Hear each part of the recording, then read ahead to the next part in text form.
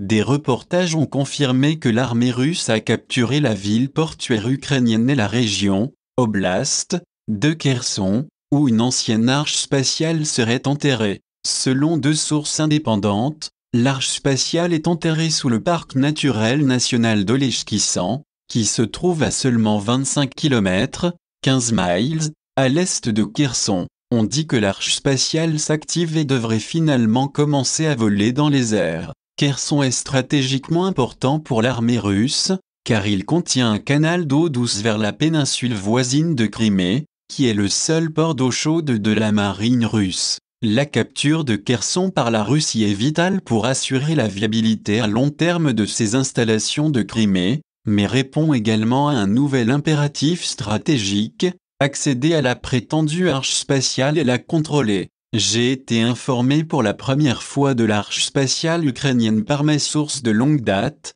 JP, qui sert actuellement dans l'armée américaine et a participé à des missions secrètes dans deux autres arches spatiales. Une mission était sur la Lune et deux autres dans la région du Triangle des Bermudes de l'océan Atlantique. Les trois missions ont été menées conjointement par les États-Unis et la Chine, et la deuxième mission dans l'océan Atlantique comprenait la Russie, qui avait trouvé sa propre arche mais ne donnait pas accès aux États-Unis. Le 2 février, JP m'a donné les coordonnées, 46 degrés 35 pieds 19 n 33 degrés 03 pieds 01e, d'une arche spatiale dont on lui a dit qu'elle existe en Ukraine. Les coordonnées correspondent à Oleshkissan, qui est le seul désert de sable naturel d'Ukraine et qui est depuis longtemps une attraction touristique. Les origines du désert de sable ont intrigué les géologues, et il y a eu des spéculations selon lesquelles il serait le résultat d'un surpâturage historique par les moutons.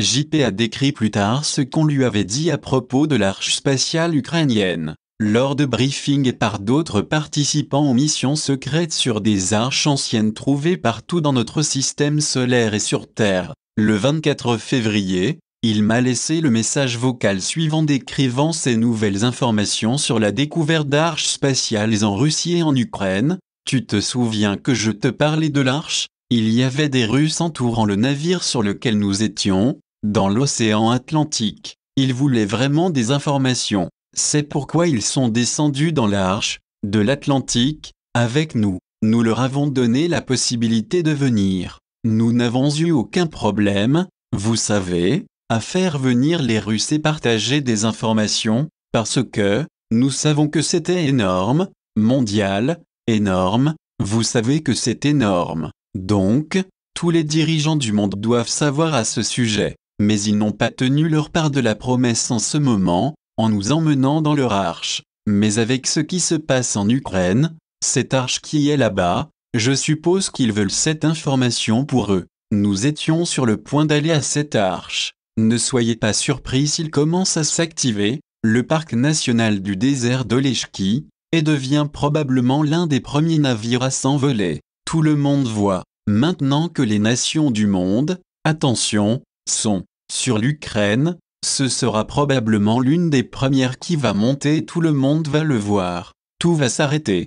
Tout le monde va être choqué à cause de ça. La révélation de JP selon laquelle l'arche spatiale découverte en Ukraine est en train de s'activer et que les autorités militaires américaines étaient prêtes à enquêter est très révélatrice de la raison pour laquelle la Russie a choisi d'intervenir maintenant. Encore plus étonnante est sa prédiction que l'arche ukrainienne finira par voler dans les airs. En effet, avec l'attention du monde actuellement tournée vers l'Ukraine, une arche spatiale volante deviendra instantanément un événement mondial d'une profonde signification. Le 26 février, lors de mon webinaire What's Coin in 2022 pouces, j'ai révélé publiquement pour la première fois ce que JP m'avait dit sur l'arche spatiale ukrainienne. J'ai ensuite reçu d'importantes informations corroborantes de Torrent et Rodion, un commandant de flotte de la Fédération Galactique des Mondes, relayé par Elena Danaan, une ancienne archéologue française. 2 jours après mon webinaire, Elena m'a transmis les informations suivantes de Torrent sur l'intervention militaire de la Russie en Ukraine et l'implication de l'État profond, DS, dans l'arche. Il ne s'agit pas d'une invasion de l'Ukraine, mais d'une partie des opérations de nettoyage. La DS tentait d'activer l'arche, qu'ils avaient trouvée il y a de nombreuses années, enfouie sous le sable dans la partie sud de l'Ukraine. L'arche s'est activée, il était donc temps que Poutine mette la main dessus. Il y a une deuxième arche dans le nord de la Russie, mais Poutine en a déjà le contrôle. Les informations de Torrent corroborent ce qu'on avait dit à JP au sujet de deux arches spatiales découvertes dans la région, l'une en Russie et l'autre en Ukraine. Il est très significatif que l'État profond ait eu une forte influence sur l'Ukraine depuis 2014 et tentait d'activer l'arche spatiale trouvée dans une région sablonneuse du sud de l'Ukraine, Oleshki-100. Le 1er mars,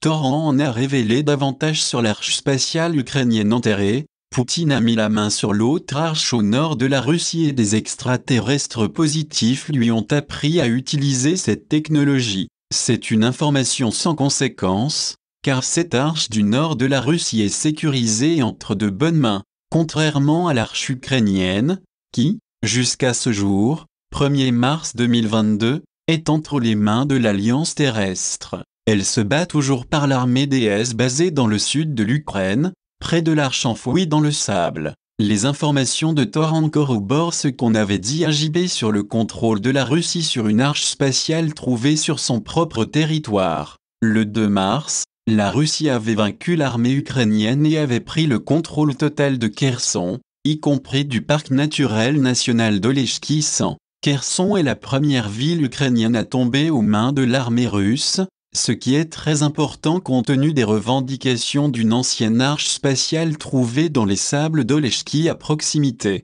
La découverte d'une arche spatiale qui s'active sous Oleshki-100 permet de comprendre pourquoi la Russie a décidé d'intervenir militairement dans la guerre civile ukrainienne qui dure depuis 2014. Quelque chose de dramatique a dû se produire dans les coulisses pour motiver la Russie à intervenir dans une guerre civile qui a été essentiellement gelée en raison de l'absence de progrès dans la mise en œuvre de l'accord de Minsk, signé par la Russie, la France, l'Allemagne, l'Ukraine et l'Organisation pour la sécurité et la coopération en Europe. Alors que certains prétendent que l'armée ukrainienne préparait une campagne militaire éclair pour reprendre les régions administratives contestées de Donetsk et Lugansk, Oblast, d'Ukraine, d'autres affirment que les biolabs parrainés par les États-Unis étaient la véritable cible de l'attaque russe. Bien qu'il s'agisse de scénarios plausibles, aucun n'explique de manière adéquate pourquoi la Russie a mené une intervention militaire à grande échelle dans 3 directions après 8 ans passés à l'écart. La découverte d'une arche spatiale enterrée et le désir de la Russie d'en prendre le contrôle total offre une explication plus convaincante pour que la Russie s'installe et s'empare du territoire ukrainien, loin des régions contestées de Donetsk et Lugansk. La prise de contrôle rapide de Kherson par la Russie est une preuve puissante qui appuie les révélations de JP et Torrent et Elena Danaan au sujet d'une ancienne arche spatiale trouvée sous le parc naturel national d'Oleshki-100,